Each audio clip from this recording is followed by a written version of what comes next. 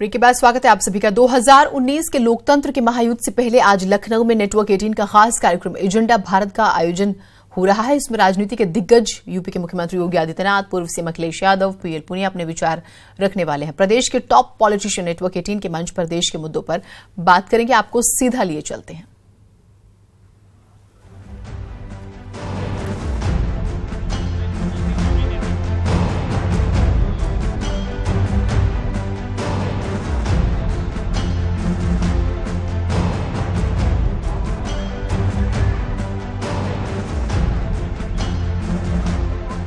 आप सभी से अनुरोध है कि आप अपनी अपनी जगह पर बने रहें।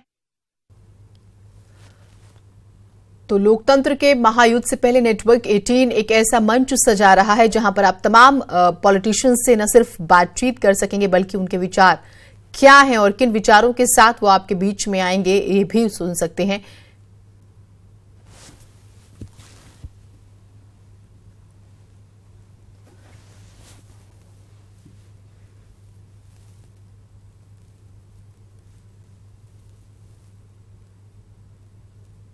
स्वतः लोगों के बीच में जाकर कहा कि अब हम जनता के प्रति जिम्मेदार हैं, उनके प्रति अकाउंटेबिलिटी बनती है और हर साल हम खुद ही अपने आप आकर जनता के बीच में जवाब देंगे कि 1 साल में क्या किया, 2 साल में क्या किया।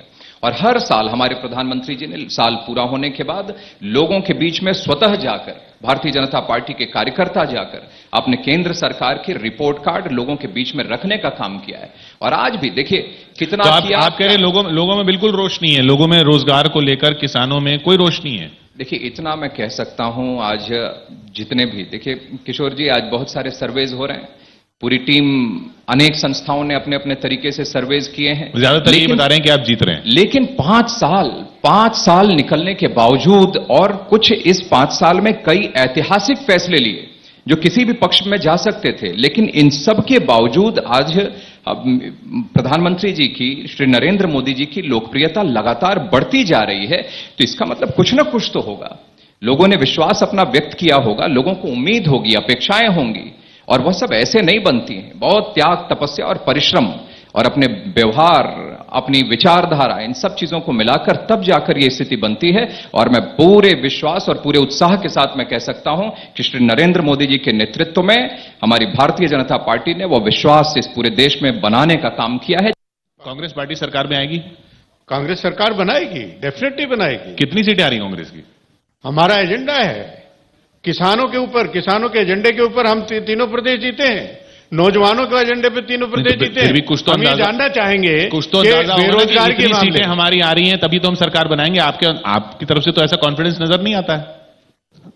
नहीं, हम कहते हैं कि हम सरकार बनाएंगे, ये तो हमने कहा, हमेशा कहा है। और जो एजेंडा है किसानों के लिए, इन्होंने क्या किया, किसानों के लिए एजेंडे पे हम मध्य प्रदेश, राजस्थान, छत्तीसगढ़ जीते हैं। जी बिल्कुल जीते हैं। पूरे देश भर का मूड है, वही मूड रिफ्लेक्ट करेगा सब जगह। उत्तर प्रदेश तो आपका भी आंकलन होगा ना। आप चलिए सर्वे नहीं मानते, आप कह रहे हैं आप सरकार बनाएंगे, कुछ तो आंकलन होगा आपकी कितनी सीटें आ रही हैं। नहीं, हमें अच्छी सीटें मिलेंगी, बहुमत मिलेगा और सरकार बनाएंगे। अकेले कांग्रेस को मिल जाएगा बहुमत? क्या अकेले कांग्रेस को बहुमत मिल जाएगा? हाँ, अकेले कांग्रेस बहुमत में आएगी। पुनिया जी, जनता भी पूछ रही ना, आप सीटें छोड़ रहे हो, कह रहे हैं हमें नहीं चाहिए, आप लड़ो। तो कैसा गठबंधन है ये? कैसे आप इनको चुनौती कैसे दे रहे हैं? गठबंधन नहीं है, गठबंधन नहीं है, गठबंधन नहीं है। ये हमारे ऊपर है, हम कौन सी सीट लड़ना चाहते हैं, कौन सी सीट नहीं लड़ना। नहीं, बिल्कुल है, लेकिन उसमें जिस तरह से समाजवादी पार्टी, बहुजन समाज कैसे? पार्टी ने कहा कि हम रायबरेली अमेठी से नहीं लड़ेंगे, उन्होंने नहीं लड़ा, एक जेस्चर ऑफ गुडविल है। हमने कहा कि हम 7 सीटें छोड़ेंगे, इन पर हम अपना कैंडिडेट नहीं उतारेंगे। तो हमको कौन बाध्य कर सकता है कि जबरदस्ती आप वहां से अपने कैंडिडेट उतारेंगे?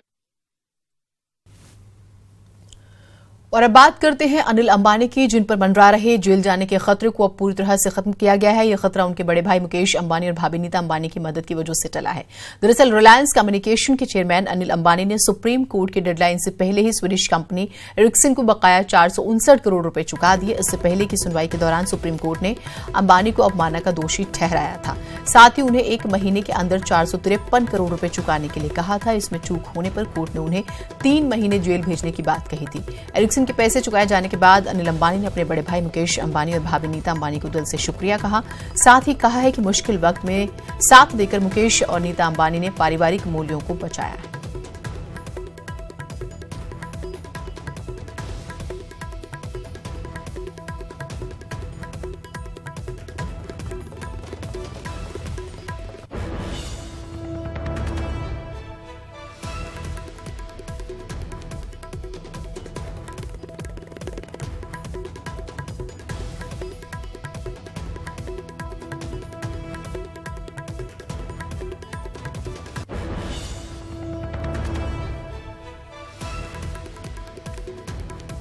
तो बहुत बड़ी राहत कहें, एक बहुत बड़ी मदद बड़े भाई की तरफ से छोटे भाई के लिए की गई और इस मदद से 3 महीने की जेल हो सकती थी, लेकिन फिलहाल ये खतरा जो है टल गया है, पूरी तरह से टल गया है। ये खतरा उनके बड़े भाई मुकेश अंबानी और भाभी नीता अंबानी की मदद की वजह से टला है। दरअसल रिलायंस कम्युनिकेशन के चेयरमैन अनिल अंबानी ने सुप्रीम कोर्ट की डेडलाइन से पहले ही स्वीडिश कंपनी एरिक्सन को बकाया 459 करोड़ रुपए चुका दिए हैं। इससे पहले की सुनवाई के दौरान सुप्रीम कोर्ट ने अनिल अंबानी को अवमानना का दोषी ठहराया था। साथ ही उन्हें 1 महीने के अंदर 453 करोड़ रुपए चुकाने के लिए कहा भी था।